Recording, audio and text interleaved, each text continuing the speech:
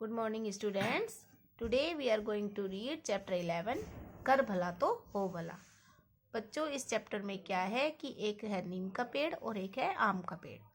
तो उन दोनों के बारे में ही ये चैप्टर है कि नीम का पेड़ तो थोड़ा ऊंचा होता है, उसको थोड़ा घमंड हो जाता है, और जो आम का पेड़ है वो थोड़ा कम ऊंचा होता है और उसको बिल्कुल भी घमंड नहीं है। तो इसी के बारे में ये चैप्टर है जिसको हम रीड करने जा रहे हैं।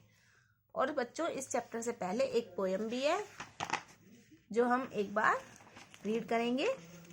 चिड़िया चिड़िया आई चू चू करती चिड़िया आई, दूर कहीं वह उड़ कर जाती फिर खुश होकर वापस आती, चुरा कर दाना चोंच में लाती अपने बच्चे पास बुलाती, फुदक फुदक कर कभी न थकती बच्चों को उड़ना सिखलाती, मीठे मीठे गान सुनाती सब बच्चों के मन को भाती, चिड़िया आई चू चू करती चिड़िया आई।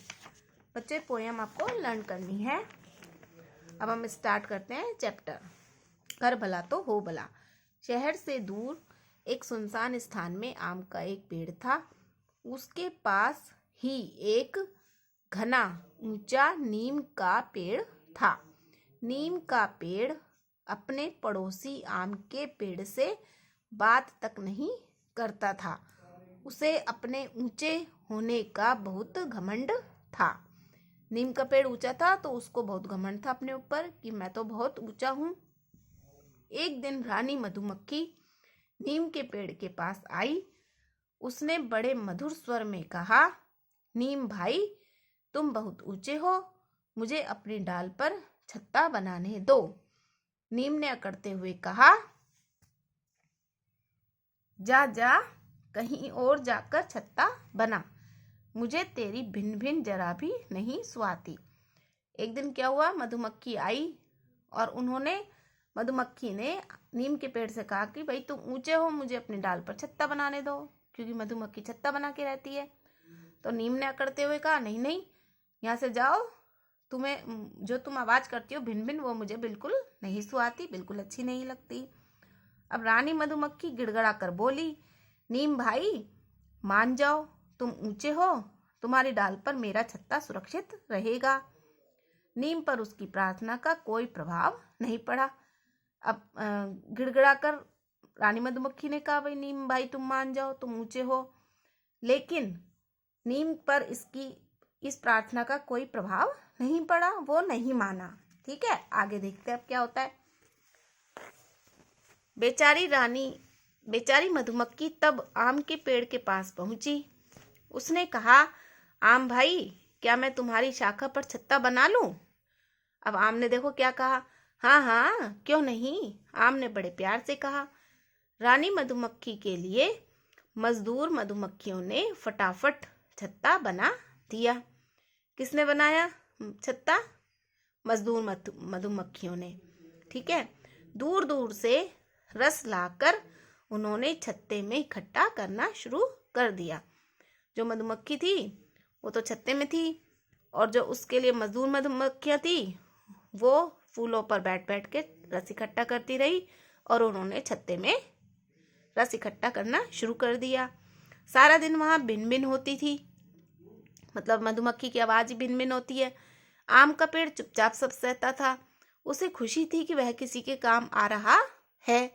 उसने नीम से कहा, भाई तुमने मधुमक्खी को मना करके अच्छा नहीं किया, हमें एक दूसरे की मदद करनी चाहिए। अब देखो, नीम के पेड़ ने तो मदद की नहीं और आम के पेड़ ने एक बार में ही हाँ कह दी, हाँ छत्ता बना लो। नीम को आम की सीख अच्छी नहीं लगी। नीम ने झिड़कते हुए कहा, अपनी सीख अपने पास रख। एक दिन दोपहर के समय 2-3 आदमी हाथ में कुल्हाड़ी लेकर वहां आए। नीम के पेड़ को देखकर एक आदमी बोला, इस नीम की शाखाएं बड़ी बड़ी हैं और तना भी मोटा है और मजबूत है, कल सुबह आकर इसे काटेंगे। तो दूसरा आदमी बोला, इस आम के पेड़ की भी कुछ डालें काट कर ले चलेंगे। अब देखो, 3 आदमी आए, किस लिए आए? उनको पेड़ की जरूरत थी, उनको पेड़ काटना था। तो उन्होंने नीम के पेड़ की बड़ाई करी, भाई बहुत ऊंचा पेड़ है, तना भी मोटा है, इसकी शाखाएं भी मोटी बड़ी बड़ी हैं, मोटी मोटी है, तना भी बहुत मजबूत है, हम इसको काट लेंगे। तो दूसरा आदमी बोला भाई जो आम का पेड़ है ना उसकी भी कुछ डालें बड़ी बड़ी हैं, वो भी काट लेंगे हम। अब देखो तीसरा आदमी क्या बोलता है। तीसरे आदमी ने छत्ते की ओर इशारा करते हुए कहा, ना बाबा ना, आम की डालों को तो हाथ भी नहीं लगाना, वहां छत्ता है, मधुमक्खियां काट खाएंगी। अब देखो तीसरा आदमी ने छत्ता देख लिया, क्योंकि आम के पेड़ पर तो छत्ता लगा हुआ था, तो उसने कहा भाई इसको तो हाथ भी नहीं लगा सकते हम, क्योंकि हाथ लगाएंगे तो मधुमक्खियां काट जाएंगी और उड़ेंगी वो इधर उधर हाथ लगाते ही। तो अब देखो आगे क्या होता है। नीम का पेड़ उनकी बातें सुनकर थरथर कांपने लगा, रोते हुए बोला, आम भाई मुझे बचा लो, रानी मधुमक्खी से कहो कि एक छत्ता मेरी शाखा पर भी बना ले। अब देखो बच्चों, आपको ये चैप्टर यहाँ तक रीड करना है, और जो नेक्स्ट चैप्टर बचा हुआ है वो हम नेक्स्ट वीडियो में रीड करेंगे। Okay, thank you.